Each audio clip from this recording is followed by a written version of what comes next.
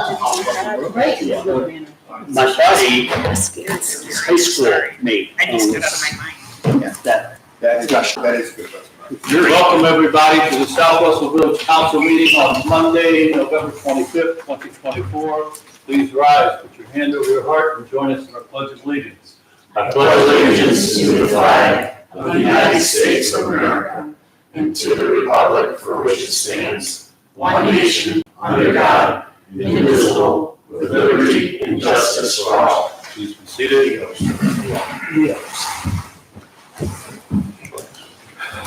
Fiscal officer will take the roll. Kavanaugh.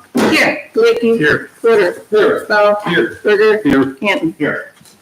Okay, we have minutes of the Veterans Day Special Council meeting. Basically, it's the minutes of the Veterans Breakfast. Any changes or corrections? We have a motion to approve. Moved by Canton, seconded by? Second. By Porter. All those in favor say aye. Aye. Opposed, the minutes are passed. We also have minutes of our regular council meeting, which was held on Tuesday, November the 12th. Any changes or corrections to those council meeting minutes? Hearing none, do we have a motion to approve? Moved by Kavanaugh, seconded by? Second. By Bell. All those in favor say aye. Aye. Opposed? All right, we have no visitors here. The mayor's report. Just like last year, we got, this year, we got 2 letters from university school students, basically asking the same question we heard last year from university school students about sidewalks along Bell Road. Very well-written letters, and I will get to pass those on so that members of the Safe Routes Committee can take a look at them. Couple things. The state legislature is going to look into virtual meetings. They probably would limit it just to like the committee meetings and have a lot of restrictions, but they're looking at it, and it's something that may come up in the lame duck session that's coming out right now. OPWC meeting was last Wednesday, and basically we go through all the grants that we put in. Eric did such a nice job. We were what's called above the cut, so our grant got approved right away. So I'll give a compliment to him the next time he's here. Chagrin River Watershed Partners did a demonstration of what they did to the Chagrin River at Daniels Park. If you're ever driving out Route East on 90 and you look down and you can see the whole side of a mountain that is just slowly getting eroded away. So basically, Chagrin River Watershed Partners and a bunch of other people got together and moved the river. So it's really something to see. I had a Zoom meeting with Sugar Bush people today. I think it was 2, maybe 3 years ago. We cleaned out their silt pond because we felt we probably filled it up in 2014 when we paved Bell Road West. Their silt pond is filling up again. So we're going to have some issues there. They did ask for our measurements. We took some measurements at the time, and hopefully it's going to be little change in what we measured 2 or 3 years ago to what we have today, but we're going to look into this. This is something we'll keep the public utilities on top of. Chief, you're going to handle VERCOG, and I guess Councilman Canton, you're going to cover that coming up. Yes. NOACA is having an all-day workshop on safe routes. I'm going to go to that one. Jogga Growth Partners is having an HR roundtable. Ron Hicks from Thresher Dismore Dolan will be running that one. That's coming up in December. There is a meeting at the Family Life Center put on by NOACA, just basically getting into their future planning. They have these twice a year. The one in, maybe it's in the spring, was unbelievably poorly behaved. People coming with all sorts of agendas about NOACA. So I'm going to go to this one again to see what goes on. But they were talking about chemicals being sprayed out of planes that were affecting people's judgments. It was quite a meeting. The HR meeting with streets, we were gonna have tomorrow, we've had to slide it off till next Friday. And Wreaths Across America is on December 14th noon, so if you'd like to be a part of that, put it on your calendars. I think we're 16 veterans, but we'll take care of that, and I'll give you some more information as we get closer. That's it. Any questions from the mayor? Hearing none, we are at the fiscal officers. I did, before you was a revised agenda for tonight, I did have to add a couple pieces of legislation. And that's due to the fact that when we did the Manor Brook project, we had advanced money into the fund. So now we have to advance that money back and turn it into a transfer. So that's all the last three pieces of legislation are, just so we can get that wrapped up before year end. Leslie asked me to, anybody who hasn't RSVP'd, if you could do that ASAP for the December 13th luncheon at noon. So if you can let her know in the next day or so. And the newsletter articles are due by November 29th, which is Friday, so we can get that out. And lastly, the village, our property and casualty insurance is due the end of February, and we were approached by another company who wants to give us a quote. Their application is 19 pages, rather lengthy, and so I didn't know, the solicitor said that she thought I should get input from council. Do we want to apply for another quote, or do you want to explain? Sure. It's a 19-page form that has to be submitted, and then we have to actually ask PEP for a loss run report. And in order to do that, which is fine, I just don't know how the process takes, but I guess I'm just trying to figure out, is council interested in, number one, soliciting quotes, getting quotes, and is it interesting in making a move? And the reason I ask is today we received an email from, I thought it was PEP, but yeah, that basically said, hey, listen, if you're looking at shopping quotes, you need to give us a notice of withdrawal. And I thought, well, we're not withdrawing that, we're just looking for quotes. So just letting you know, I disagree. I don't think we have to do a notice of intent to withdraw yet. We haven't even received a quote, we haven't even analyzed it, we haven't made a decision. But just trying to figure out what council's, again, it's a lengthy application to get this quote. And it's just time consuming. So I guess the question is, it's not, I know that we might always be shopping, I suppose, in theory, but I mean, is this something that we are really moving forward with in the sense of let's get quotes? This would start the first of the year, February 24th is when our renewal is up. and it's for property and. Yeah, it's all the properties and casualty and So vehicles, all of it. vehicles, buildings, everything. Is there a price increase from PEP? I'm sure there is an increase, like everything there is every year. So I usually do believe in shopping around, but when I got the application, it was 19 pages and it's the end of the year. I'm like, is this something that you would really want to do? Because it's going to take time to put it all together for them. Who are our colleagues using? I mean, like Bainbridge, Chagrin, are they with PEP? I think they are in the public entities. I think they are. Is it OTARMA, the Ohio Township? Something risk management, it's the A Association. But this is another, They might be in something similar, like again, another pool, like we are in. and this is a pool, this is, Ohio Public Risk Insurance Agency. Were you with them at one time? No, we have never been with them. We were with private insurance and then before we went with PEP. Could maybe somebody ask them for a list of other communities that use their services? Okay, And if we see no one or everyone's doing it, then it's something I think we could decide. okay. It'd be nice to shop, but we got a lot to do. Okay, but before we shop, I think we need to get to the bottom of the PEP letter and this notice to withdraw.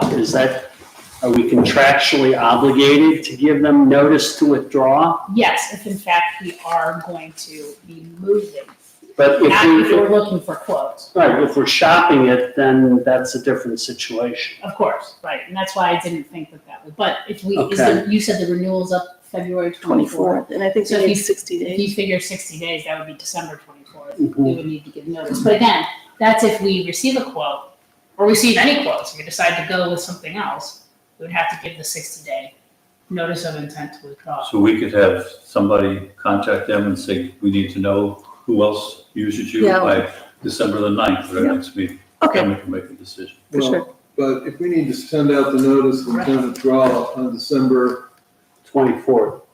Christmas Eve, we would have to have the new quotes in fairly quickly, like next week, And this application filled out. and this application filled out, and the quotes in hand, and then council action to go with a new provider, which Correct. would be at our next council meeting, unless we have a special council meeting. The point is, this is a really compressed timeline, I agree. and perhaps we shouldn't try to shop around now, but after the 24th of February, a month or two later, maybe 6 months later, we start shopping around and give ourselves enough time to actually do it and follow through on it, and not wind up in a situation where we're paying 2 insurance companies at the same time, sort of like dispatch, although we're not paying Java anything, the other one. But I'll at least find out, a simple email saying, send us the list of your clients. Sure, that's Yeah, fine. I That'd will. be fine. Okay, And if they decline, that's something. All right, And that's all I have. questions of the fiscal officer? All right, finance committee. Okay, first, I'd like to make a motion to acknowledge receipt and review of the November 25th, 2024 credit card report. Second. Questions of, hearing of questions, all those in favor say aye. Aye. Opposed, motion passes. Thank you. I note that the tax collection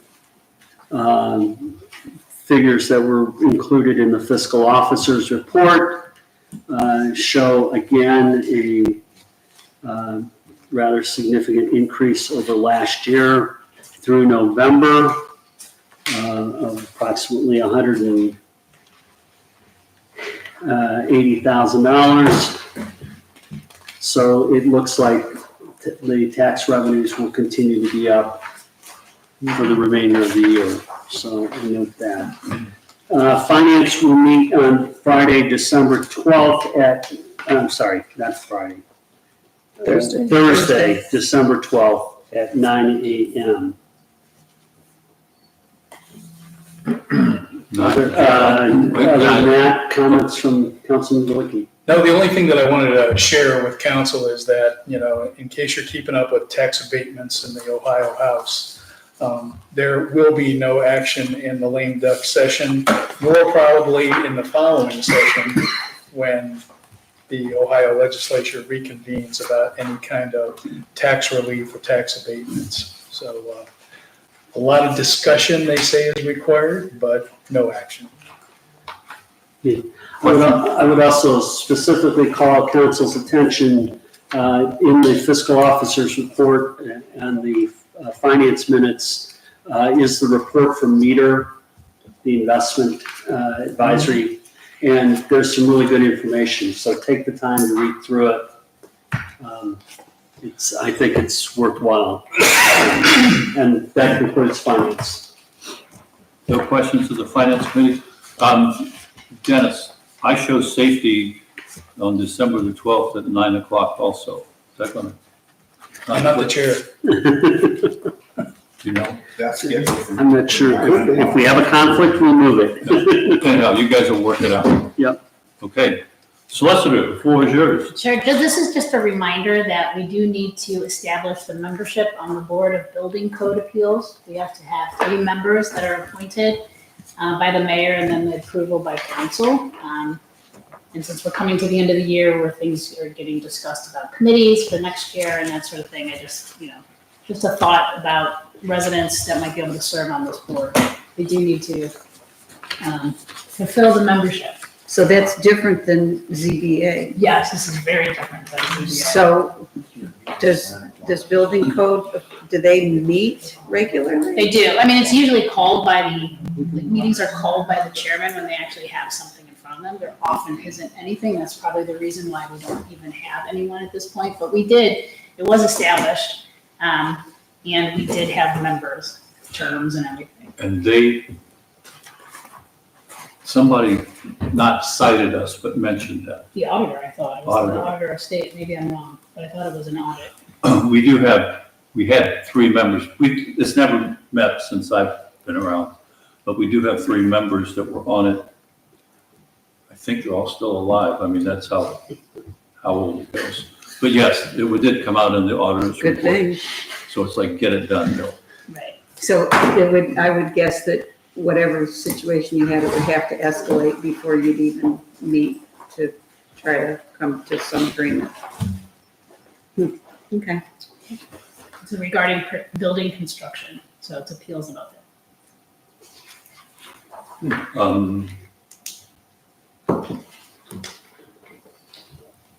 Yeah, they're all still alive. There's 4 members. I don't think they I don't want any don't know that they're on it, deceased but yeah, we have a committee with 4 people. Well, I think their terms have expired. I would think so. And again, it's 3 members only that it consists of. You can have, I mean, the 4th member would not be a voting member. Okay. So it's residents, it's not us. Actually, it's kind of funny. Our code does not specifically say they have to be residents, so I take that back. It doesn't say they have to be electors of the village or residents, but, and that's the same thing, if I'm not mistaken, with the architectural review board. But in any event, The idea is to have people with experience in building code yes, they're And supposed to then- be qualified. qualified. Right, by Yeah. experience and training to pass upon matters pertaining to building construction. So the point is, you can get a variance from the building code, just like you can get a variance from the zoning code. The people that are still listed, we had 2 builders and an architect. But again, their terms have long passed. With that in mind, came up in discussion this morning with Dave and Ruth. We've been kicking the can down on the zoning code for a long time. Maybe that's something in January that we begin to create a committee and take a look at the code. That is a process, though, is what Dave's opinion was. It will be a process. Just like the amendments we always It's see just to like, any of the getting zoning it- code. okay, we need to get it Planning going. commission and council, yep. But that's it. Questions of the solicitor? Randy, have you heard anything from the illuminating companies yet about interconnection agreements? No, just the last email that I received that they were going to revise it and send us a revised agreement, but I haven't received anything yet. I think the chief and I should gang up on them. I can send out another email just to see what the status is, and then maybe mention it on our last meeting is in December, whatever, 9th, or whatever date it is. I'm See if fine they with can that, give I'm us- still calling the guy. Okay. I mean, this is a meter swap out, we're not talking about building a nuclear power plant in our backyard. Understood. So it's like dealing with the NRC. Any other questions of the solicitor? Street committee? Okay, Streets Committee met on November 21st. A couple things. First and foremost, it's time to talk Trash Day 2025. I'd like to make a motion to hold Trash Day on April 26th, 2025. So moved. Second. Discussion? All those in favor say aye. Well, Opposed? here's a question. It doesn't have anything to do with spring break or anything like that, does it? It has a lot to do with Mother's Day. I have no clue what spring break is. Less trash if they're out of town. All right. Right. Did you get, No. can I just ask, did you get notified from the Department on Aging? Because we usually do it that week, that they do it, the Department on Aging does it Wednesday, Thursday for seniors, and then we do it on that same Saturday. So I don't know if that was why you picked that date, or, We should leave the dates set. Tim and the service department guys will do, senior pickups as needed. And, they can coordinate with Onondaga County for extra help as needed. I think it was the same weekend as last year. okay, We've I always just didn't. tried to go to the last Saturday in April. Second, this is probably something really more for the Properties Committee to examine, but just want to bring it up that in our last meeting, the street commissioner talked to us about potentially the idea reducing some mowing on some of the village-owned properties. For example, the back half of the rental house property and the bottom of the central retention basin. He was asking that maybe instead of mowing it every week, we mow those sections 3 to 4 times annually. The idea is cutting labor. Also, an argument to be made regarding assistance with stormwater. That's something properties should probably consider. Didn't think it was within our purview to give the thumbs up or thumbs down. That's all I have in my notes. Do you have anything, Mark? Do you want to talk about the ODOT snow plowing? Oh, yes, thank you so much. Almost forgot about that. And you might have noticed Councilman Berger sent an email to Village of Burton, received communication from ODOT, a bill essentially, for plowing of the state routes within their city or village limits. We've talked in the past how Solon received a bill about 422 about plowing it, and I believe it was Orange, 271, 422, 480, that area. Not sure specifically. We haven't received anything yet from the state per Tim, but we may, so we should probably be prepared for that. He believes that most of the year, we end up plowing most of 306, our portion of 306 anyway, because we're going to the side streets.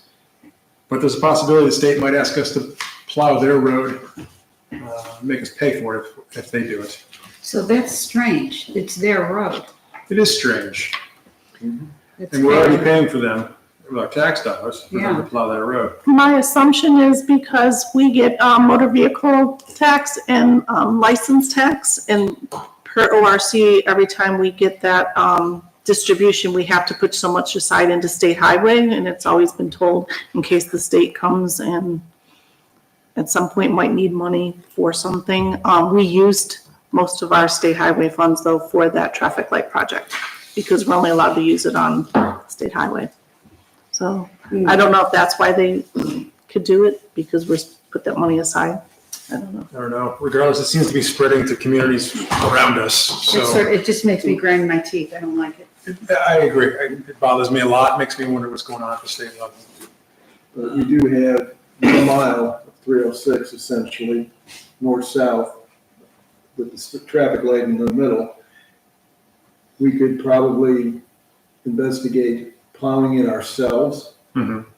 But Tim pointed out that it becomes a 24, if you're plowing a state route, it becomes 24/7 type of availability rather than up to 11 PM or something like that.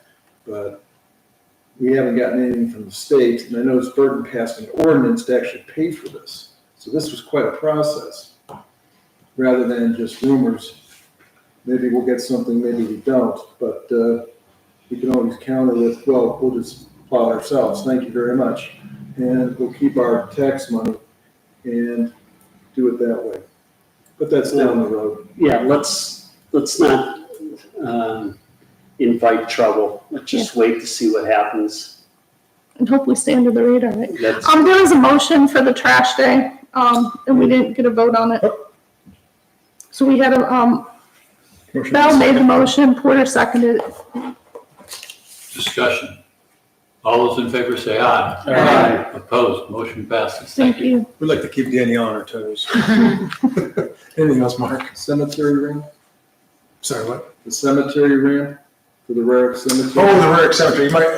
I seen you the minutes yesterday, you may not have seen, but Tim, do we need approval for that? A motion? $2,600, but the question is, where does the money come from?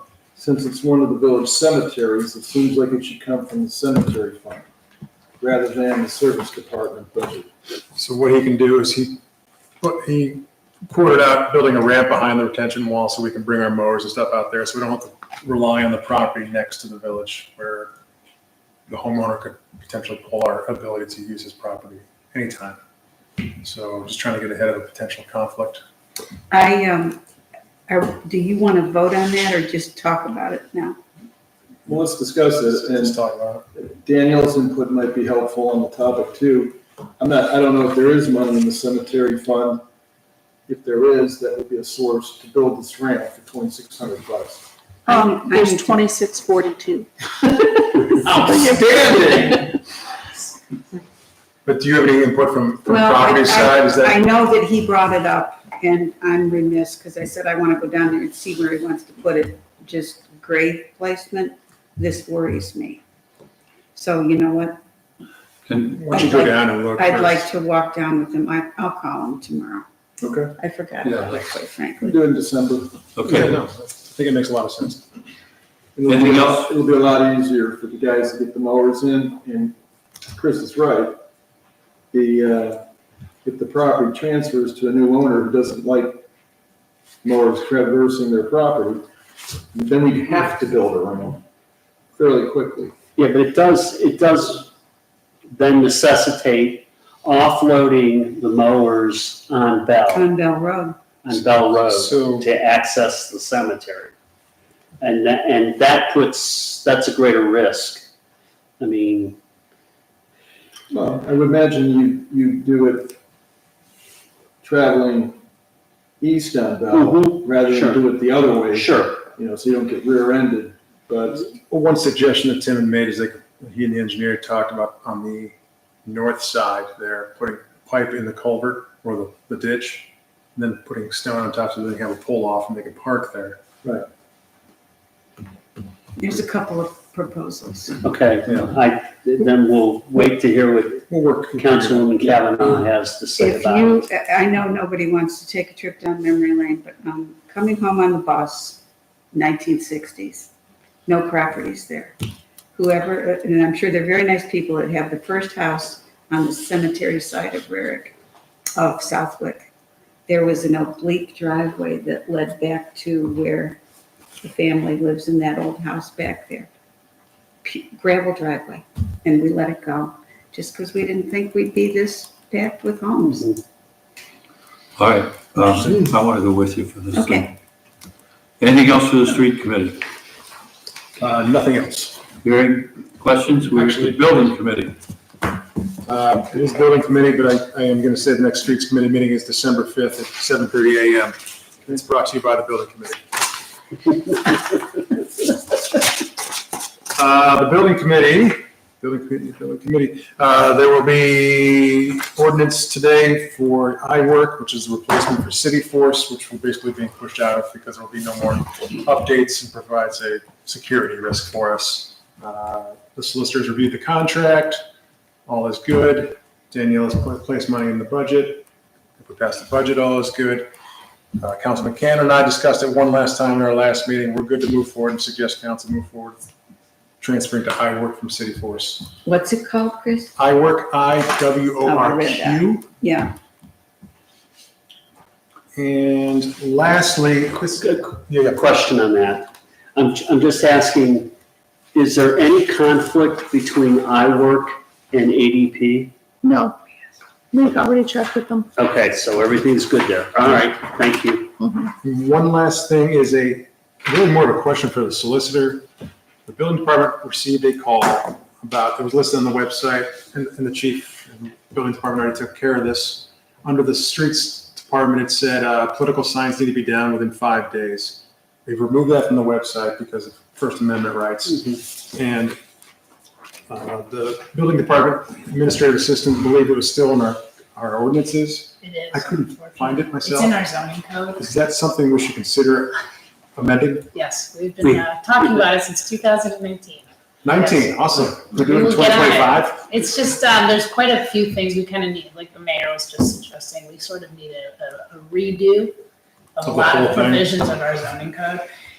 That one, though, should probably take precedence just because of the First Amendment. And there's all kinds of US Supreme Court cases that strike that down, so. about signs. Political signs in Yeah. particular, if they're in the road right of way, that's really the only access we have to them. Or if a private property owner for some reason calls and says, hey, listen, I didn't give permission and they're not there, please remove the sign from me, but the village has no authority with respect to political signs, even in your HOAs that say that you can't have them. Really? Yeah, and we should notify the HOAs because it's still in a number of their rules and regulations and it doesn't fly. It's interesting. I thought HOAs would have the ability because it's a private. They do No? not. Interesting. No, you can keep it Some up of all them- year round. if you'd Some of like. them find out the hard way too. True. Lawsuit? Yeah. Anything else for the building committee, Chris? Our next meeting will be December the 12th at 8 a.m. and pending anything from Councilman Canton. Nothing at all. Nothing. That's it for building. Okay, Chief, you're up. Oh, yeah, a couple things. I wanted to give an update on the garage project. I presented at BZA on the 20th. We did receive a 3-foot height variance and also went to planning on the 21st. The plans were approved as presented, and I will be presenting to ABR on December 3rd. And sometime shortly after that, hopefully we'd be able to go out for bid. That's the update in the garage. Earlier this evening, I completed the building department security camera system, so they are up and running. And we've got some good news. Our crosswalk may be installed tomorrow. So they're bringing out some preformed foundations. They're going to dig a hole and drop a preformed foundation in. So the posts, the flashers, everything will be up. The only thing that won't be in place would be the pavement markings and the approaches, the concrete approaches, due to the weather. That could be a spring project. So we should have a functional crosswalk tomorrow if all goes well. Temperature's too low now. Yes, Paint the application. concrete, yeah. Chief, once this is in place, could you ask our officer at Gurney to speak with the principal and see if they can have a school assembly to go over We will this? certainly come up with some sort of an educational component. The children still need to look both ways. Yes. And it might be a good idea for us to utilize an e-blast. Do we want to, I mean, I'm just thinking, driving down tomorrow, where did this come from? How- If you're Joe Blow. Yeah, I think we should think about how we unveil this, how we bring it out. I mean, I'd say that if they can install it tomorrow, I'd cover it with a tarp until we can get it out in the newsletter, maybe get it in the Chagrin Valley Times. There's still gonna be, I think most residents are gonna be surprised, all of a sudden, where did this thing come from? You can't drive over a tarp, can you? No, it's just the. Something about the posts. Yeah, you know, maybe give it, I don't know that it's gonna get the activity, you know, now that the weather's starting to change. So again, we could do whatever you'd like, if I can, you know, have them cover it up. Although, will they have school on Wednesday? I doubt it. There's no school on Wednesday. Maybe if it does go in tomorrow, by the time at the end of the day, everyone's already gone, but at least maybe then you have time. You've got Wednesday, Thursday, Friday, no one's in school, Saturday, Sunday, and then. Well, it's not anywhere near the school, it's down by the park. Oh, that's right, it's by the. So- They can go around Wow. twice on the crosswalk. And, you know, we don't have generally a lot of kids down in that area, That's right. you know, looking No, across. this time of year. Yeah, So- so I think just due to the weather, I think we're gonna have maybe a lighter, Rolling it out at this time of year and maybe, just having it there gives many months for people to get acclimated to it and be aware. So that when the heavy use time comes in the summer and spring, we they're could already familiar. immediately do a social media post tomorrow morning, first thing in the morning before, you know, it goes up. Once they're doing the installation, a picture, a photograph or Yeah. something. Let's get around the HOAs to the young families really fast. We can do an e-blast and you can also do a media release to the paper tomorrow. That'll work. We can get going on this. You have a photograph that would probably go Send on. a They picture. gotta print it too. Bill. And we got a next to the newsletter sign. going. Newsletter go out, yeah, Okay, that will be good. you know my concern. Christmas present. How about this, Chief? If they're out there, the Chagrin Valley Times will be in touch tomorrow morning about this issue. Be nice to get a nice article in the paper then. All right, so we're gonna go with it tomorrow. Aren't we gonna see Ken tomorrow? See who? Ken Davitt. Yeah, that's right. So we will have an e-blast, we'll have a newsletter, we'll have social media, and we'll have the Chagrin Valley Times Got it. and the Maple Leaf. Okay. All right, questions of the chief? We have this draft notice to terminate the CBD's dispatch services to the village police department. We just basically, this is the point of information. So I guess I was under the impression at the last council meeting that you wanted this notice for this council meeting to Yeah. review and discuss. All right, so we're ready to go. We'll put this on stationary. Any concerns, folks?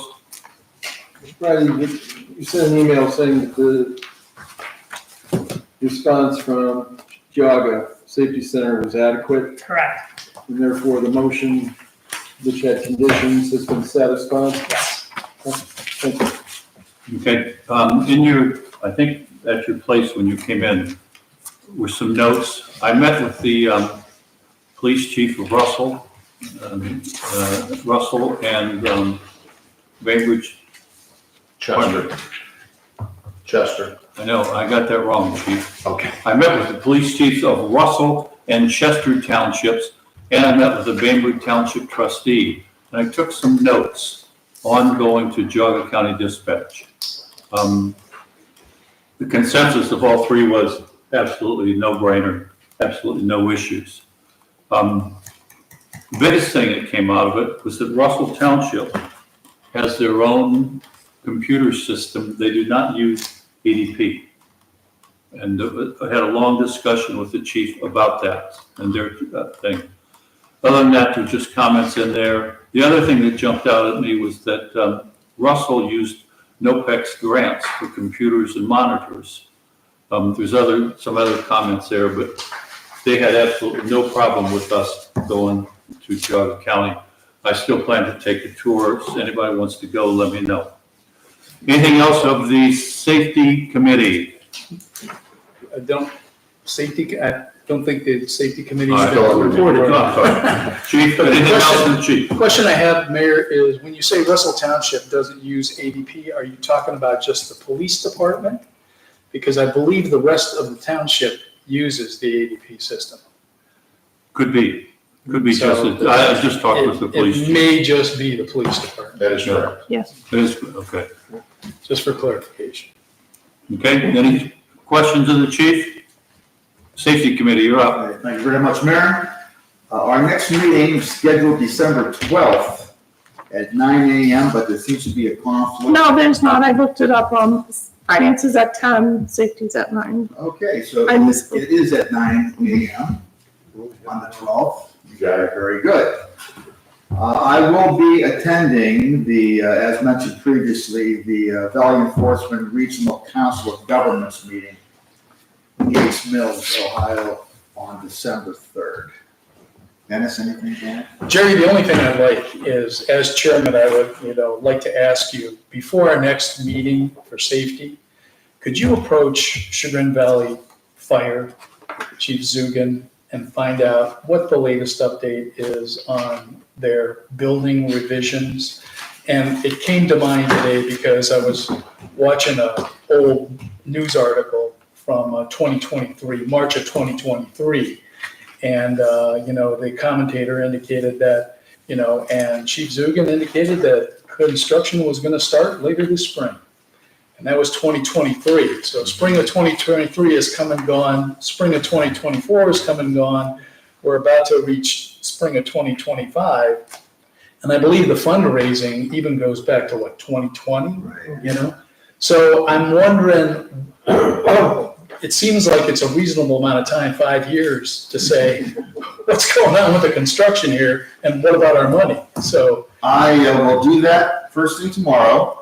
I did speak with him at Tim's retirement party about the subject. He said it was going forward. yeah, that's nice. But I The new year's will, coming too. I will contact him tomorrow, first thing. It'd be nice to have some more concrete, here's what we expect, here's what the delay was, but we do have some capital involved in this and it'd be nice to see something. Perhaps I will ask him to send a blanket email to all of us. Yeah. I know the last reason they said construction was delayed was because of some sprinkler system issue. The fact that the fire department wasn't designed with an adequate sprinkler system kind of surprises me, but I just hope there's, Okay, good husbanding of our funds. absolutely. Thanks. Okay. That's all, Nothing further. that's all I have. Questions of the safety committee? Jerry, wouldn't any changes or building in Chagrin Falls, especially with the fire department, have to go through Chagrin Planning Commission? An architectural review board and I all don't think this other so. stuff? They're a private organization. Sure. So perhaps the chief could, Private organization that rents a publicly owned building. sure, but what I'm getting at is, it's not like they're the Chagrin town fire department. They're a private organization, so they're not exempt from any of these requirements. Sure. So perhaps it'd be interesting to see if plans have been presented, architects have been hired, all of these permits, all this other stuff. Because I haven't heard anything about that whole process. So to Dennis's point, I will make a note of that right now. And just for clarification, a public entity is technically not exempt from zoning. Otherwise, why would the village have come forward with respect to the drone garage, right? It's there, they have to make reasonable attempts to comply with zoning. And I think our village does a really good job of being a good neighbor and coming and asking BZA and Planning Commission and ABR support for things that they need variances to. it does indeed, but there are circumstances, as I recall, when the village need not do that, but we do it anyway because it's, in our view, the right thing to do. So Okay. I wonder where Chagrin Falls Fire Department is in that process. Anything else for the safety committee? HR committee, HR, we met on November 14th. The studious, long-suffering brains of the outfit, Chris Berger, has his 6 or 7, I guess we're up to 7 plus resolutions that he has gone over again. We went over them again, and I am going to defer to him on these. I want to thank you, Chris. You have given hours and hours to this, so take it from there. Okay, so you received in your packet a list of these motions. And I'll just go through them and see if we can knock any of these out. So for explanation purposes, for 24-1, the issue that was raised at the last council meeting was the number of hours that could be worked in a 24-hour period.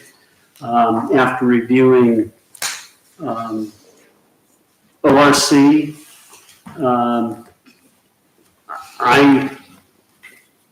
there's not a direct call in terms of for the service department for snow plowing, et cetera, how many hours they should work.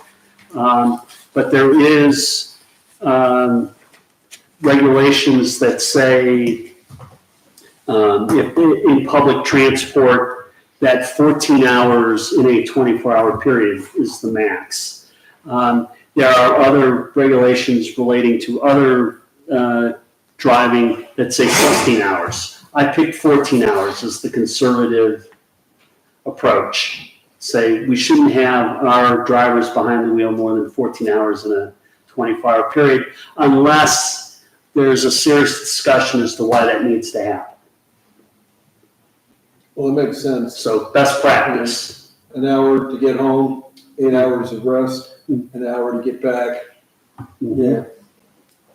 So, so with that said, I would make the motion to adopt what I call 24-1 to be placed on page 18 of the employee handbook under call out and overtime section.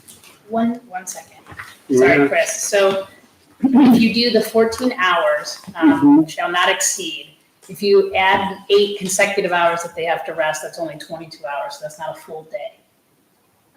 So that's why I had suggested 10 hours of consecutive rest and a 14-hour drive time that you cannot exceed, because then you have the 24 hours in a day. Wait, run that again. Sure. So the regulations from like the Federal Motor Carrier Safety Administration suggests a 14-hour maximum of consecutive driving as long as they've come off of 10 consecutive hours of rest. So 10 plus 14 is 24, that's a whole day. Instead, we were going with, it looks like 14 hours and 8 consecutive hours of And rest. this is That's only 22 hours. this is a federal law? It's federal, and then Ohio has adopted it for intrastate commerce, and it's really not 100% like, apples to apples on snow plowing, but we're using it as a measure. A guide. As a best practice. I wouldn't say 10 hours of rest. I would say 10 hours off duty. That's fine. Because my thought was an hour to get home, an hour to get back, and 8 hours of rest in between. But if you mandate 10 hours of rest, where's the travel time back here or home? Actually, So they're Okay. just that is removed actually what the law for- says. It's all- So if I amend paragraph 3, She's checking. the last sentence, to continue or shall be relieved for a period not less than 10 consecutive hours off duty. Correct. Good. Exactly. Okay. That's the amended. All right, it's been motioned, no, 1 second, please. I thought we had talked in the HR meeting that we would discuss these tonight, talk with the employees, and then pass them at December the 9th. I think it's kind of a slap to pass them and then just tell the employees, we wanted your input, but we've already passed them. I think we could just wait 2 weeks. We discussed this at the Streets Committee. The 14 hours, et And cetera. everything was fine? Well, yes, Tim was fine with it because that was the practice at Orange and various other places which mirrored the federal practice. So this is not new to him. I don't know if he shared it with the 3 that work for him, but at least the department head has heard this go forward. But, I mean, is there any harm in waiting to our first meeting in No. December? No harm whatsoever. Okay. So we'll amend this and table the motion. I'll tell you what, let's just say we didn't. Table There all. was no second. No seconds, the Right. motion So failed. Okay. let's hope we don't have a blizzard between now. 1978 better not reoccur. Hey, can I throw something in there, just from the police department aspect? When we call them out, a lot of times it happens after their 8-hour shift here at the service department, and then we'll call them out like at 6 or 7 o'clock at night. Are you limiting the amount of hours that grand total is going to be between the rest time and the time they're permitted to stay out? In a 24-hour period, we're suggesting that best practice is 10 hours off duty. So Out you've of got every 24. You've got 14 hours of consecutive work. Right. If they leave for the day at 3:30 PM, and we gotta call them back out at 5:30 PM, are we limiting them to the ability to continue to work? I would say under what we've written, the answer is no. I wouldn't say that that's best practice. But you're dealing with circumstances. Yeah, no, I understand that, but, I certainly wouldn't say work a full shift till 3:30, then come back at 5:30 and work another 8 hours is best practice. Right. That's not the intent here, okay? So, but we're also saying that, unless circumstances warrant it, and somebody better come up with justification as to why it's warranted before we do it. I think if you have an emergency, it would probably be justified. Just don't want But their hands tied. after the fact, someone's gonna have to come into this chamber and explain to council why we did that. And if we have a good reason, okay, fine, Emergency. okay? But other than that, we don't want to put our employees at risk. Okay, the chief brought a good point. Yeah. If we bring the guy in at 3:30 in the morning, he works till 3:30 in the afternoon, called back at 7:30 in the evening. I guess I need to process, I'm a little slow. Well, I guess what it comes down to is when do you start the 24-hour clock? At midnight to the next midnight? When they clock in the first time that day. Yeah, when the clock in. So if he comes in at 3:30 and works till 3:30, he's done 12 hours. Yeah, goes home and then it can only do 2 more hours. Well, no, because it's not consecutive, yeah, it's like. but it's still not best practice. You know, And we don't want to encourage that happening. You know, and I heard the horror stories of guys going and sitting in the chair over in the service department and sleeping for a couple hours and then going back and doing another 8 or 10 hours behind the wheel. I just don't think that's good for them, and it's not good for the village. In a previous life, I worked 12-hour shifts at times. And although I was younger, but that takes a toll, no question about it. and you weren't in danger of hurting somebody, hopefully. Well, myself, Our fellow employees. The other side to the mayor's example is, if you call somebody in at 3:30, good management might say, okay, you knock off at noon Mhm. or whatever, and you come back at this time. Yeah. You don't have to work 12 hours consecutively.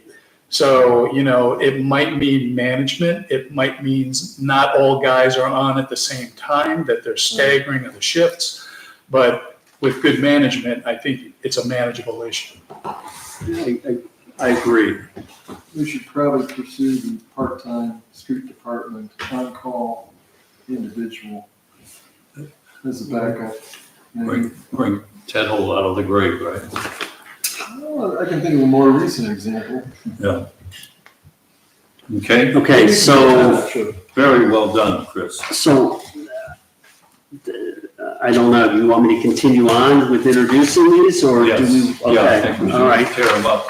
So 24-2 is related to the employee recognition provision, and simply outlines the circumstances under which the village should recognize an individual, or recognizing the birth or adoption of a child, and what the village obligates itself to in terms of those recognitions. Basically, you've put down past practice, and then put a limit on. Well, yeah, and saying, because we want to treat all the people in that class the same way, so we set the guidelines for what that practice is. Okay, questions on 24-2? 3. I'm sorry, 24-2. All right, we're at 24-3. Which simply outlines again how we recognize volunteers, how we recognize retiring council members or mayor, and how we recognize retiring employees.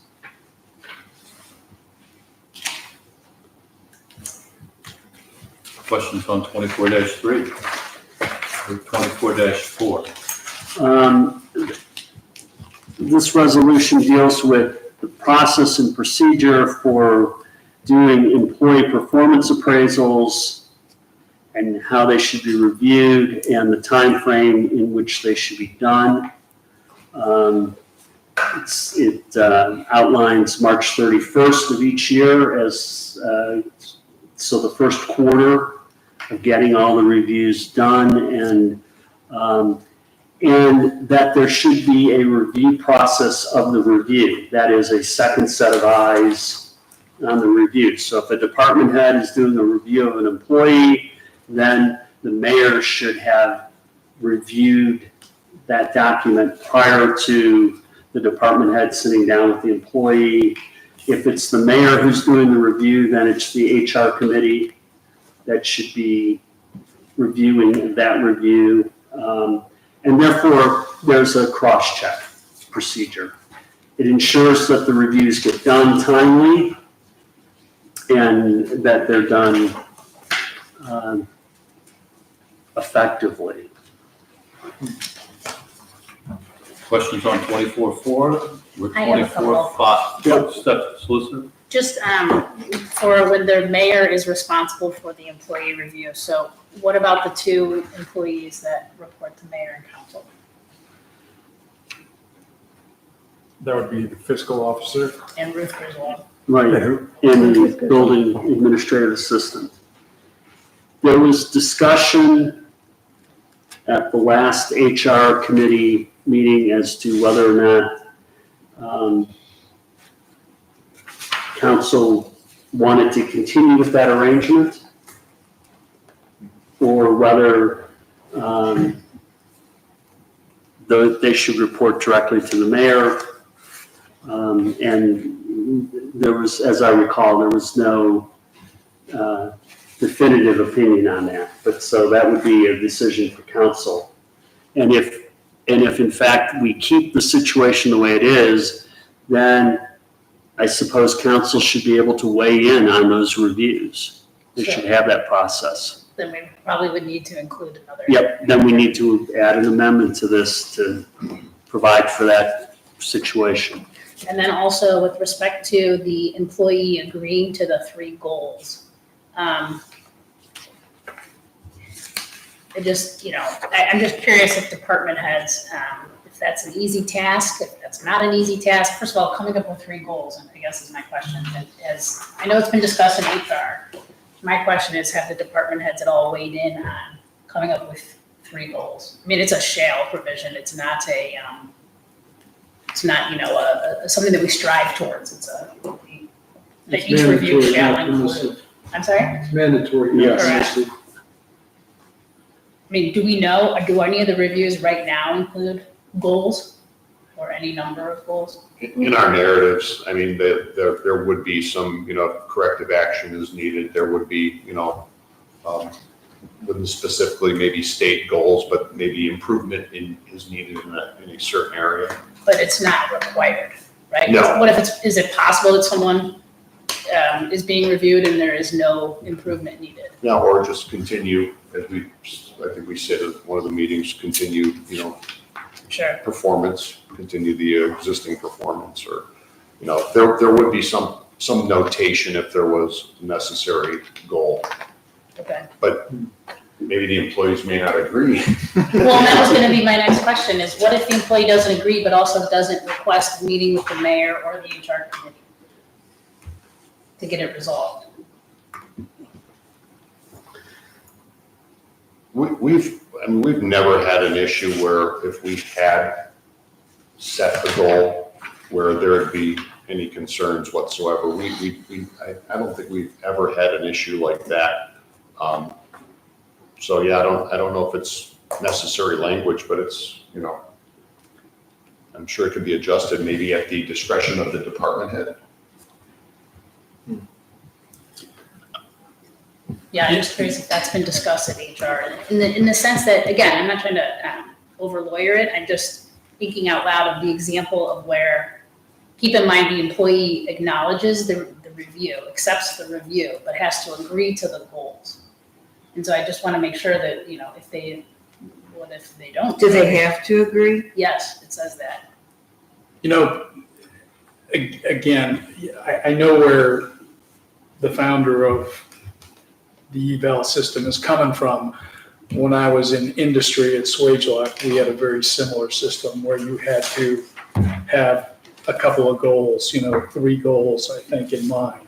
But there was a discussion, with the supervisor and the employee about, hey, here are the goals. And they didn't have to be exorbitant goals like, I'll be, the #1 production guy in the world. Sometimes it's, I'll meet all assignments in a timely manner. They could have been very general type goals, but it all depends what direction HR wants to go with this. Because they don't have to be, I'm going to be, this, that, and the other thing, and the super employee of the year, but sometimes there are reasonable expectations of what the job demands. So sometimes, I'm just curious if departments are going to have to come up with, not imaginary, but not super substantive or general goals. And so, again, if it could be maybe more discretionary, my concern is just that might hold up the whole review process if in fact the employee does not agree. We could say up to 3 goals. But again, keep in mind, it's a shall include, and it's also that the employee has to agree. And I'd make it permissive. The question was, what were you trying to achieve? And maybe that'll give us a better understanding before we revise. Simply that, from the world that I come from, the performance from the previous year should always become the baseline for an improved performance for the following year. How are you going to improve upon last year's performance? What specific goals are you going to achieve that not only make you a better employee, but better serve the village? Okay? How do we put that on a piece of paper, and how then next year do we sit down in a review process and say, here's what we said the 3 goals were, here's where we made it, here's where we didn't, and here's what we need to do better for the next year. Now, I don't think it's a lot to ask 3, because again, they're not groundbreaking, like for the most part, like Dennis mentioned. It could be better servicing on trash day, I don't know, an example, or learning a new piece of equipment, or, Or I'll get my reports to higher authority in on time. Yeah. right, You know, or they don't- attendance issues, Yeah. whatever it happens to be, but if it's not agreed to by both the employee and the reviewer, then there's no buy-in from both sides. And that's why I say they need to sit down, they need to agree on what those goals are. And then there needs to be a constant review process over that year to make sure that we are achieving the goals. And if we're not, why not? What are the impediments to that, and how do we get better?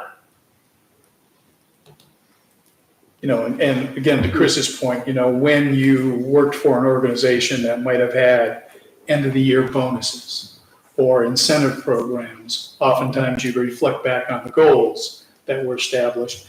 And depending on how the employee met those goals, his or her bonus, et cetera, was based on that. But that might not apply in village government either, so, because we have now a structured pay scale. And there's no compensation tied to those goals. But we still should, what can we do better? What piece of equipment can I learn to operate that I don't know now? What software can I learn Is that there I don't know course? now? What training can I take that makes me a better employee of the village? Those types of things are what I'm after here. And maybe that's too lofty, I don't know. But I think we should provide a mechanism if the employee does not agree, but also doesn't ask for a meeting. What happens then? So we have, in that it's like the second to last paragraph, we have what happens if the employee doesn't agree, if the department head or mayor and the employee can't agree. The employee may ask for a meeting with the mayor, right, or the department head to discuss or resolve the problem. If the mayor is the direct supervisor, then the employee may ask for a meeting with the mayor and the HR committee. But in either case, should the issue remain unresolved? And I think what that means is whether or not it's going to be with the department head or with the mayor, HR. But in any event, my point is again, we might have a situation coming up where an employee does not agree on the goals, but also does not ask for a meeting. Then the reviewer should ask for a meeting. Then we need to put that in there. So. Then the reviewer asks for the meeting between the mayor, the HR, whoever it happens to be, and says, we can't agree on the goals and we need to come up with an agreement. And I think at the end of the day, there has to be an agreement. And maybe the goal is too lofty and we need to take this in steps or whatever it is. And I think reasonable minds can sit in a room and come up with 3 reasonable goals. How about this? You wordsmith another sentence in there. Yep. Come back to us. Okay. Okay? Yep. We are moving on to 24-5. Correct. This speaks to the travel travel policy for mayor and council and simply offers a process whereby each council member ends up with an opportunity to attend certain events. And I'll use OML as the example. So we had 2 members of council who attended this year. Next year, if for the event, other members of council who did not attend should be offered first opportunity to attend OML. And if they then decline, and there are slots available, then those who have attended in the past can then apply to attend. But it should be on a rotating basis. And everyone should have a chance to attend whatever those events are. So I simply define the procedure by which we do that. On the flip side, just for devil's advocate purposes, every member of council had the opportunity to attend the OML. It wasn't like there was any restrictions, Well, but for the past couple of years, no other member of council has elected to go, whether it's because they have full-time employment, their schedule doesn't permit, but it's not like we have been restrictive in nature to say only 2 people or 3 people can attend, so. right, but if there were financial restrictions, and if there were more council members willing to go than there were slots available, what's the rotation process for allowing everyone to get a chance over whatever that period of time is? Because there are some municipalities who you'll see everybody from their municipality attend, from the fiscal officer to the council members to whatever, but. So that addresses And in City of 24-5. Cleveland, we don't see anybody. 24/6. 24-6 addresses the concept that our employees fall into 3 categories, and their recognition to ensure that every employee is recognized in one of those groups. And safety has a specific day, May 24th. Admin and government workers, there's a week in either April or May where they are recognized. And so simply says, we'll do it. We will recognize them, and these are the approximate time periods in which they will be recognized every year. Questions on 24/6? HR 24/7. 24/7 is, this is the use of village vehicles. We spent quite a bit of time on this in HR, going through process procedure for approving the use of village vehicles and the rules under which they are to be used.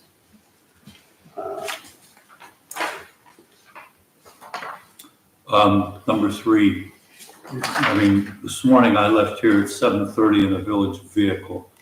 I don't think I needed to get approval of the chief. Is that what 3 is telling me? I gotta get approval of the chief ahead? No, it talks about, for the purpose of transporting any village employee to and from work. That's using it as a take-home car. So, What 2 is the one that says, 2 is the one that you're talking about? yeah, Yes, I'm sorry, I read too fast. Okay. So, was there an opportunity to advise the chief that you were taking the vehicle for whatever purpose it was? Sure, I could have sent him an email or a text. Okay, then I think that's appropriate. I don't. Why tell the chief? Well, you have to designate someone in the village as the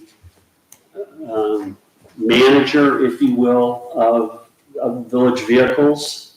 We don't have such a person to, if nothing else, know where those vehicles are and who's taken them. I think that's a solution, looking for a problem we don't have, Chris. I don't, Okay, well, and, But what if two people run with the car on the same day? yeah, So we would have, say, Christy and Leslie going for training and they reserve the car, then they come in and the car's not here. take the other car. well, what if it's not available either? I mean, that's what we're trying to avoid, is to have a coordination point. Again, I think it's a solution for a problem we do not have. Well, we can read through it and, Do we have GPS trackers on all the vehicles? Just the police Just department. police? just the police, yeah. It's, We were supposed to, GPS should be rather cheap for putting, Tim said something, he thought we could do it for $7 with a GPS system. That might be- He had a different- Yeah, you have to pay for the service. It's about $20, $21 a month Okay. Per vehicle. per vehicle. Yeah, well, years ago at council here, we indicated that we were supposed to maintain vehicle logs. But I think 2 days after that got implemented, that went away because it was inconvenient for some people. But, there are some valid points in terms of vehicle usage that needs to be controlled a little bit and communicated.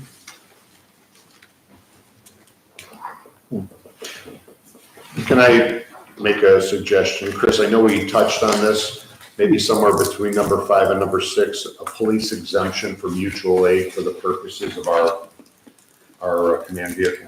okay,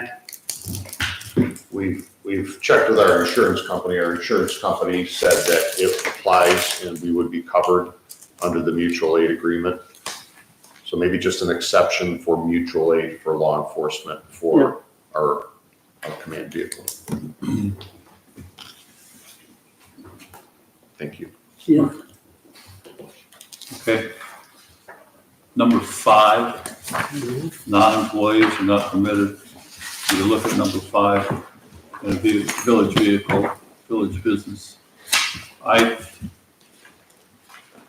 John Finley and I he's a Chagrin Falls Township trustee.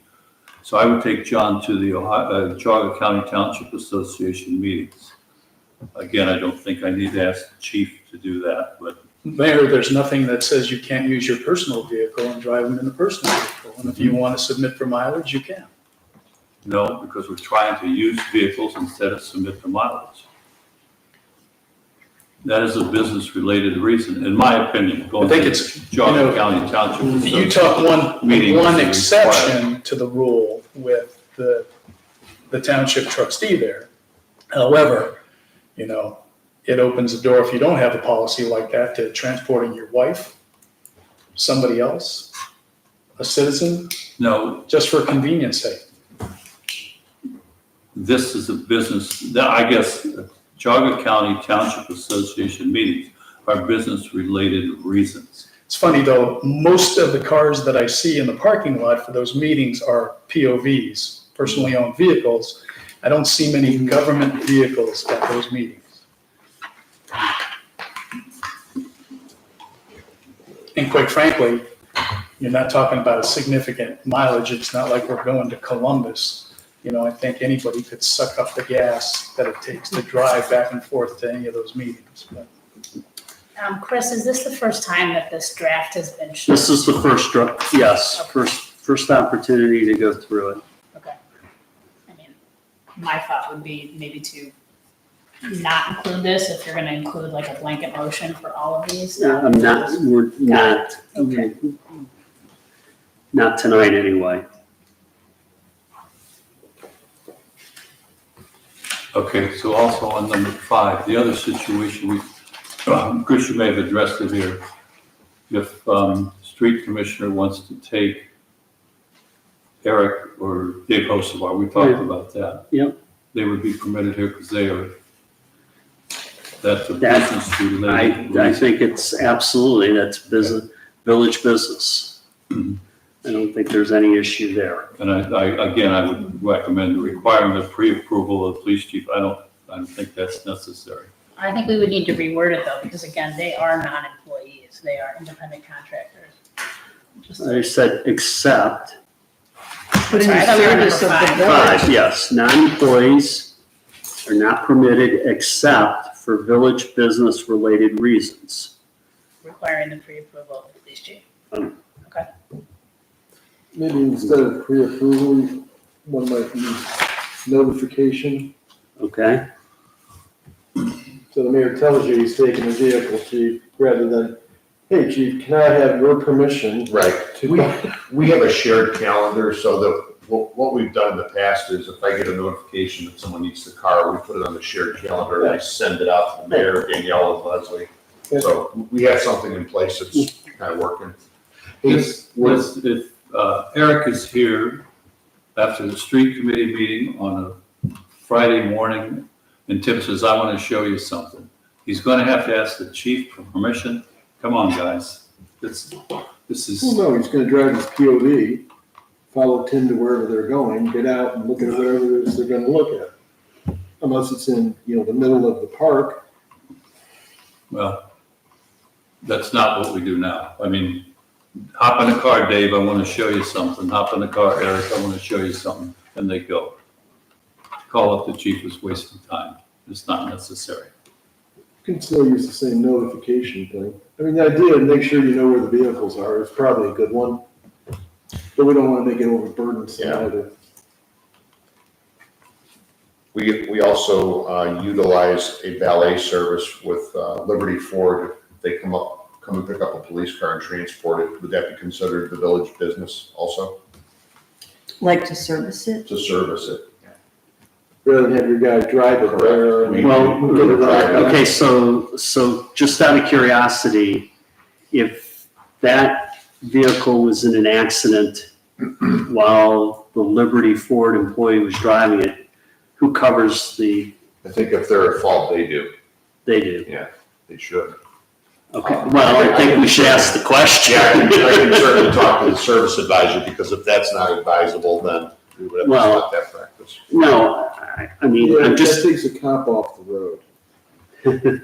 Yeah. For a while. yeah, no, and I just think we need to know. Yeah, I can find What the that. liability issue is there. And if it's covered under their policy, then certainly we can make a statement that says, hey, when they shuttle vehicles for maintenance, Are they covered? they're covering it. Yeah, I'd be surprised if they weren't. Nonetheless, it's a good idea to find out. I'm surprised that we didn't ask for a copy of the insurance policy. But that's another issue for another day.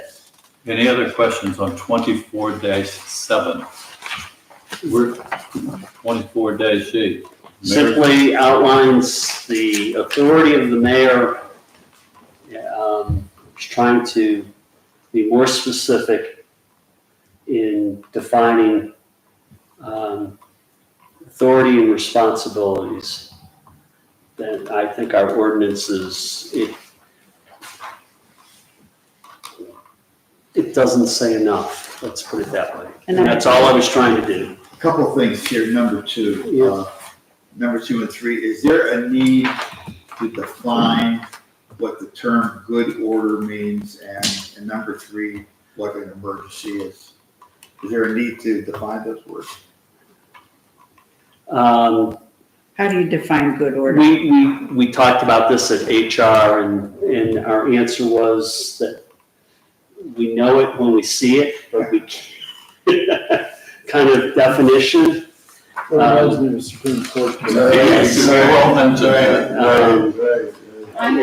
It's difficult to do that, so. Okay, another question here. In the event of an emergency, Mhm. the mayor shall exercise all necessary authority for the safety and welfare of the village and its citizens. So, Is it true or is it not true that by virtue of being a mayor, you are the number one person responsible for safety in the village? Not true. It's not, yeah, there are some municipalities that define a chief safety officer, if you will, for the village that isn't necessarily the mayor. Okay. For us in our small little village, yeah, it should be the mayor, I think. So we were thinking tornado, Jerry, something like that. Although I will say that, in our vehicle policy, we list the police chief as the safety officer. Well, and the only reason I did that is because our mayor is a part-time position. So expecting the mayor to have oversight to all of the village vehicles all the time is unrealistic as a part-time mayor. Okay. So as a full-time police chief, where you can make the service department director, the person, whoever you want, or the fiscal officer, it doesn't matter to me, but it should be someone who's full-time, who more often than not will be here. That was my Go ahead. logic. Number 6 here, the mayor shall have ultimate authority to impose disciplinary actions upon every employee consistent with the policies and procedures outlined in the employee handbook. My question here is, does this allow the mayor to, if a department head disciplines someone who doesn't agree with it, take that away, say, no, you can't discipline them? Because I'm afraid it's taking away the management ability of the managers. Okay, And I agree with that, that's a fair comment. especially because of the FLSA and exempt employees and, supervisory roles. Plus, to be honest with you, our policies and procedures outlined in the employee handbook really does not list kind of what any mayor council authority is. It also might abrogate the whole section regarding police officers and how to suspend and reduce in rank and terminate, which is, we cannot, we're gonna have to carve out an exception for that. In addition, the first one where it says that the mayor shall be the chief executive officer, that's really not consistent with that Ohio Revised Code section. So truly the executive power lies in the police chief, the mayor, the fiscal officer, clerk treasurer, which used to be called, right? And the street commissioner. So we can't abrogate Ohio Revised Code. I know why we want to define certain rules. I understand I think the intent here, but we have to be careful that I certainly wouldn't say consistent with ORC 733.30, which is conservator of the peace. That's what that section says. It says the mayor is the chief conservator of the peace of the village. Which is another undefined. Sure, but if you look it up, it's not executive. So if the mayor doesn't have that, what power does he have? Well, I just mentioned he does have executive power, but it's not exclusive. It's shared. Executive power is shared. And I appreciate, Solicitor, you bringing up the Ohio Revised Code there, because, one of the questions I had was, we are a statutory form of government, and I believe that some of the proposals with this statute were like outside the realm as outlined in the Ohio Revised Code in terms of the power of the mayor. So thank you for that definition, going forward here. Now, if we were a charter form of government, it'd be a little different. We could kind of have a lot of sway in what we wanted and what we didn't want. But, we have to maintain the statutory requirements. And remember, this would be, I think, if I'm not mistaken, we are going to be, if we adopt anything like this, it looks like it wants to go into the codified ordinances, not into the employee handbook. Yeah, that's the only one that would affect the ordinances. Questions of 24-8? Chris, congratulations on the job, well done. We'll keep polishing these, hopefully on December the 9th. Any other things from HR, Ruth? Hang on. We will meet again on December 5th at 10 a.m. Chris Berger, thank you very much. Okay. Questions of the HR committee? Just to let you know, I think all of you get the OML newsletter, the police and fire pension. That's still being discussed. A lot of pushback, so really don't have anything to tell you. Property committee, Ruth. Properties met on November 14th. We talked about holiday lights. I actually haven't been out to drive. I don't know if they're up yet, are they? A lot of Are they? Okay. He has called me about it, where he was gonna place those. I'm presuming everybody read my report. We talked about the empty corner lot again. I'm willing to listen to anybody's ideas on that. Creativity is not my forte, but I like what I see when I see it. That's a terrible statement, but it's true. We talked about the pavilion roof repair. We talked about the Ohio 250 committee. I did apply for that. Thank you. The mayor has talked about renting trailers for the hay rides, which, thank you, Mayor, because we need to follow up on that and so on. Any questions about my report? I just had a question. The street commissioner came in and said they're gonna be painting Village Hall this winter, and we're painting all the woodwork green. Well, we haven't decided yet. Okay. We're looking at it. Because what I have looked up, and we haven't made a decision, is it's gotta be an 1840s color.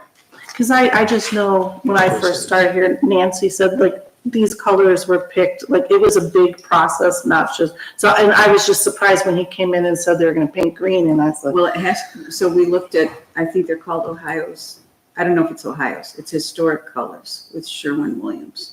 And I specifically looked up, this is it's a federal style building, is it not? So 1840s, it was built in 1848. I thought there was a lot of brick. What do you mean? Federal style Oh, is a no, particular it- architectural style. yeah. It doesn't necessarily Can be- reflect the year that it was made, so. Any other questions of the property committee? Park committee, Ruth. Parks, Jerry, we haven't done anything, have we? Although our next festival's 10 months away, Please. I've taken the liberty of speaking with the director of bands, Ms. Reed at the high school, and invited the marching band to perform at our fall festival, our next fall festival, and she thought it was a wonderful idea, and they will perform their halftime show for us. And I appreciate that. That'll be nice. And it'll give a break to the Haney The band Haney Band. with a right? little bit of different music. And I love march music. We'll have the Ohio 250 then when we do ordinances, right, Danielle? yep, Okay. Questions of the Parks Committee? Hearing none, we're at the Public Utilities Committee. Public Utilities Committee met, you have our notes from that meeting. We will meet on Friday, December 6th at 9 a.m. Anything to add, Councilman Pruder? The Sugar Bush legal status. The solicitor sent around an email about this, that the charter, I guess it's the charter, It's just their registration or with the the Ohio registration Secretary of State. has expired in 2016. And the upshot of that is for the Silt Pond, which we think their corporation owns, we cannot enter into a legal agreement with them, like a license agreement, until they reinstate their charter. Theoretically, I guess they shouldn't be signing contracts of any kind, but nonetheless, for our purposes, that's gonna have to wait until they're back. I was hoping to expedite that more, but that's a stumbling block they have to fix, so we can go beyond that. But I think, Bill, if you could offer a comment or two about the Zoom meeting you had with them. Yeah, I Zoomed with the Sugar Bush people. Basically, we cleaned that out a couple of years ago and it's filling up again. They're wondering what, basically, his opinion was, Sugar Bush is the northeast corner of South Russell's silt pond for all what we did up in Manor Brook area. I said, this is beyond my expertise. We're gonna get with Eric, see measurements and see if has really been a change. And I think they are willing to do, and there's only 10 people down there. They're willing to do anything to get help. But I will mention to him, you need to become legit before we can deal with you. Yeah. And then at that point, we would explore a license agreement similar to what we did with Kensington, which is still outstanding. But to answer your question, Solicitor, I think we're in a holding pattern now until they rectify their legal status, and then we can pursue it after that. Okay, and again, is the silt pond just that one parcel? I thought it was. I thought it was like right off the road. Okay. Isn't that right there? Because the rest of the lake, I mean, again, the plat, old, but Hidden Lake and then the Silk Road Spring Pond. The Spring Pond is the one that's closest to the intersection of Bell and Sugar Bush. Right. And then the rest of Hidden Lake is completely on all of the other parcels' properties on that side. I guess, would it be west of Sugar Bush Lane? So would it be each individual property owner is also a licensor? I don't think so. I think the Okay. Silk Pond is the Spring Pond. Okay, that's what I thought. I just wanted to make sure. And it's built similarly to Lake Louise, Okay, where they have the Silk Pond, and then the main lake Yep. is built that way. And I think Okay. that's true at Sugar Bush. Is that your recollection, Bill? Yeah, but now I'm just kind of curious because of, like in Chagrin Lakes, everybody's backyard who touches the lake, they own a piece of those lakes. of the Hidden Lake, right? Yes, and there's no community HOA ownership. Right, there Of those wasn't there, lakes. but So I'm, for sure on the plat and Jug County records, I did check that one parcel where the Spring Pond, we're Okay. calling it the Silk Pond, that is titled in Sugar Bush Club Inc.'s name. if push comes to shove, I don't want the other 8 people on the east side of Sugar Bush say, that's your pond, that's your problem. Yeah, I don't know. We've heard that other places. If there hasn't been construction, I'm not understanding why the village is responsible for Sugar Bush's silt at all. We're not, as far as we're concerned. What we're talking about, though, is the ongoing effort to have a license agreement with the pond owners, especially the major ones, so that we can sound their ponds and monitor silt buildup. Okay. We're not committing to cleaning them out or anything else, just monitoring. And in exchange, we would share that information with the HOA or the individual property owners. We're not committing anything with regard to silt removal. All right. Anything else from the Public Utilities Committee? No, sir. Hearing none, we are at ordinance resolutions.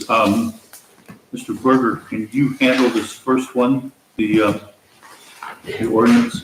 Introduce and consider adopting an ordinance to approve the 2025 annual appropriations as follows. General fund, salaries and benefits, $349,133. Other, $345,041. Service fund, $102,652. Building fund, salaries and benefits, $105,932. Other, $105,782. Ambulance fire fund, $552,166. Street maintenance fund, $719,892. State highway fund, $35,000 even. Cemetery fund, $16,000 even. Park and recreation fund, $23,580. Safety fund, salaries and benefits, $1,579,842. Other, $397,374. Operating fund, salaries and benefits, $435,904. Other, $45,516. Road and bridge fund, $114,500 even. Income tax fund, $2,707,269. Special land and building fund, $550,000 even. Bell Road East, $1,269,769. Trust and agency funds, $120,000 even. Declaring an emergency and waive further readings. Second. Second, roll call. Kavanaugh, Aye. Galicky, Aye. Porter, Aye. Bell, Aye. Berger, Aye. Canton, Aye. Move to adopt. Second. Kavanaugh, Aye. Galicky, Aye. Porter, Aye. Bell, Aye. Berger, Aye. Canton. Aye. Ordinance passes the safety committee. Thank you very much, Mayor. Introduce and consider for adoption an ordinance enacting new chapter 478 of the codified ordinances of the Village of South Russell, regulating the operation of golf carts within the Village of South Russell. First reading. We're not declaring an emergency. Okay, next page. Are we declaring an emergency? Yeah, I'm sorry. Well, declaring an emergency just means it goes into effect the day you pass it, or you're gonna wait the 30 days Right. after it's passed. So are That's you what the- saying, don't, What you're would you saying prefer? take off the Wait 30 emergency? days? language? We don't, I mean, at this point, no, we can just go through the readings. Okay, Okay, thank you. Unless, But keep that emergency language in there, meaning that once it is passed, it goes into effect that day. Yeah. I'm just not waiting. Correct, I just wanted to make sure. okay, Chris Bell, you got the next two. Sure. Introduce and consider for adoption an ordinance approving the services agreement between the Village of South Russell and iWork Systems, Inc.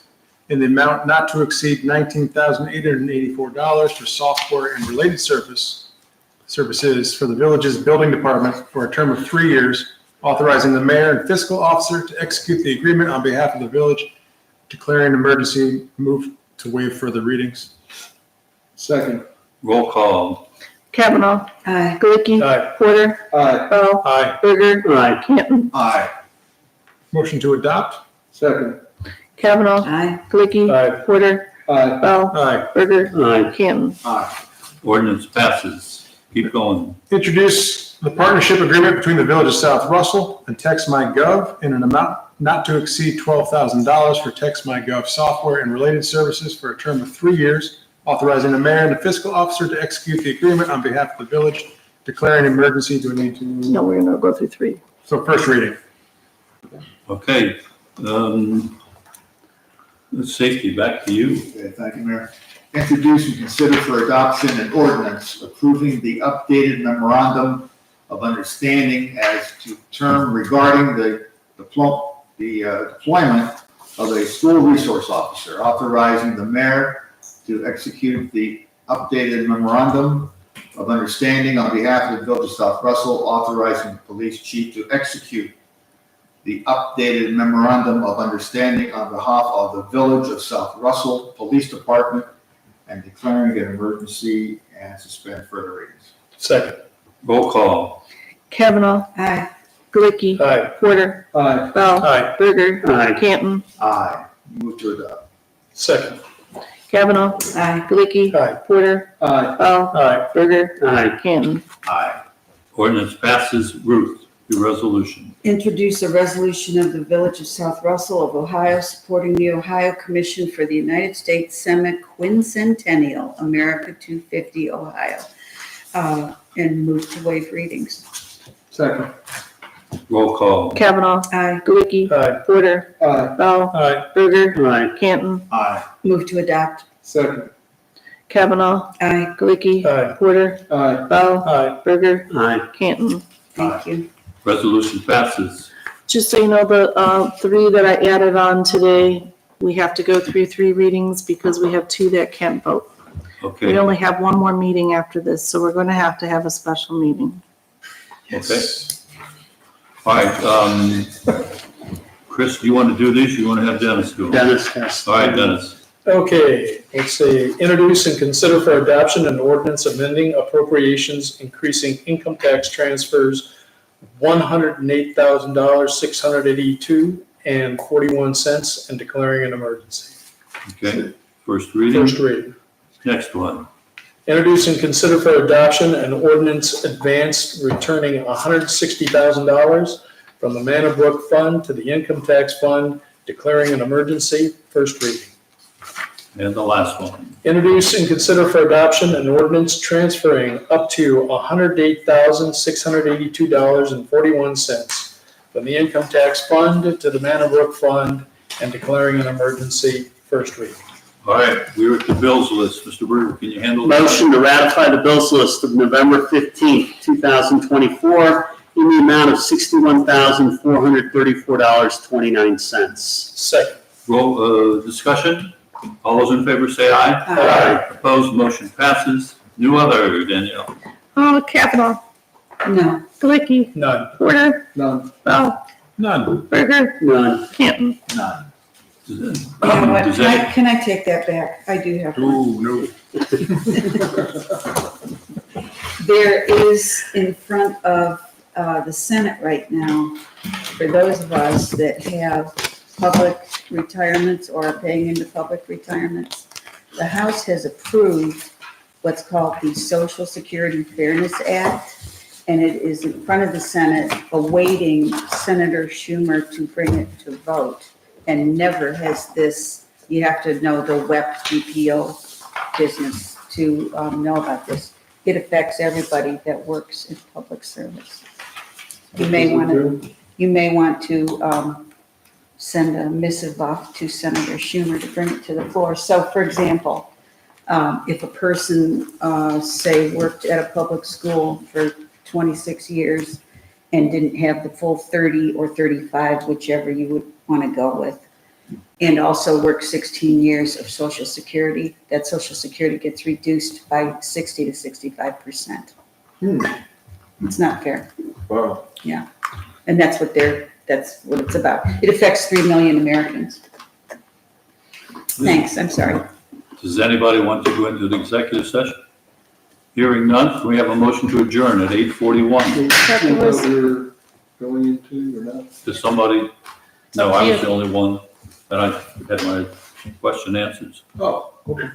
All right, motion to adjourn at 8:41, So moved. moved by Porter, seconded Second. by Kavanaugh. All those in favor say aye. Mayor, should we schedule a special meeting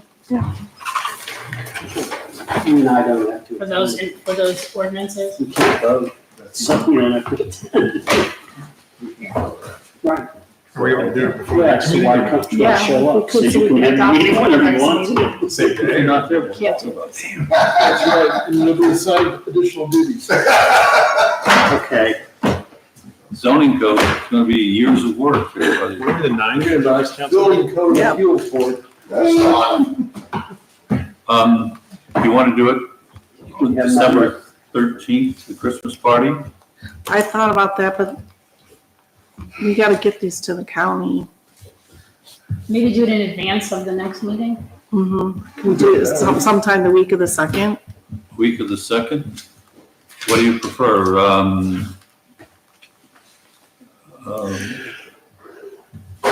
I'm trying to think. Well, the streets committee at 7:30 on Thursday. For, what was that? Streets or it's, On the 5th. We have at least 2 council members on the village campus for an hour or so, unless we want to do it in the evening. how about if we did it on December the 6th at 8 o'clock? Because the HR committee meets at 9. You don't need an hour. No. We're How not, about you, we're December meeting 6th, on the, Danielle? we're meeting on the 5th, not the 6th. Wait a minute, HR is, I think Okay. HR is at Oh, okay. 10, safety's at 8. yeah. So if Safety's at 9. safety's at 9, streets is at 7:30. Streets is- We HR need is to do it at at 8:30 that Thursday, depending on people's schedules. Ooh, Because the that end of would be streets you, before safety. you. Yeah. That's a good idea. Let's do And it Ruth would be the one have to 7:15 come in. Really? How about 8:30? So we have the 2 people from streets. What date? Uh-huh. The 5th? December the 5th. December Can't 5th. make it. No. Okay, so we're down to Yeah. 3. Okay, looking at December the 6th, we're meeting with the streets guys at 9. You want to go there at 8:30, Chris? Oh, no, you're not coming. I can't do that. This guy's not coming. No, All right, December the 6th at 8:30. Can't do that. he can't. Bell's out. Okay. So you I gotta can find- do, But for the second reading, if I they're can do just like doing the reading, 4:15. the other two could be there. 4:15 on That's Friday. okay. So that week of December 2nd, we need 4 people present. You're not gonna vote on it. Correct. It's only the second reading. So So the the reading. 2 that are ineligible to vote oh, can be Oh, so there. I can show up. Let's go back to December I 5th. can make it. No matter what date it is? So if you do the 5th, then we have Got I it. So can't we're back make at. it. Oh, you can- It's on one the more sixth. here, but there'll be five of us. We're Four. just doing the reading, so all we need is four. Okay. South Russell meeting 5 minutes. on Thursday, December the 5th, 8:30 through 8:35. So who's not gonna be here? I'm trying to see if I get to I sleep. would Dennis like will- permission to be excused. Yeah, I'm Wayne. I have You can't dental be here? implant surgery. I can be here that day. So, Okay, so December 5th at 8:30 for 5 8:30. minutes for Five second minutes. reading. Nope, you gotta come, Ruth. You're here. No. oh, you're not gonna be, okay, so I'll be here. I'll be Okay, so fine. One, We still two, have four, we're three. fine. We will have four on the same. You'll have four, December the 5th, 8:30. that's all right. I'll be asleep, but I'll be here. Okay. But don't we have to excuse the people who aren't gonna be? What's there? a special meeting? I did request. I request that I, given the okay Okay. to be absent. Wait a second, are we adjourned or not? I've requested to be excused from the December 5th We have meeting. a motion. Oh, we didn't adjourn, Special okay. meeting, you're good. So, We didn't get adjourned. motion to excuse Councilman Galicki and Canton from the December 5th special meeting at 8:30 a.m. So moved. Do we have to, because it's a special? meeting? All of discussion, It does no. all those in favor say aye. Aye. Opposed? Motion passes. And we have the first and Motion- second for the adjourn already, you just need the vote. Do we have a motion to adjourn at 8:46? Move. Second. Moved and seconded. All those in favor say aye. Aye. Opposed? We are adjourned at 8:46. Go watch the Harbaugh brothers.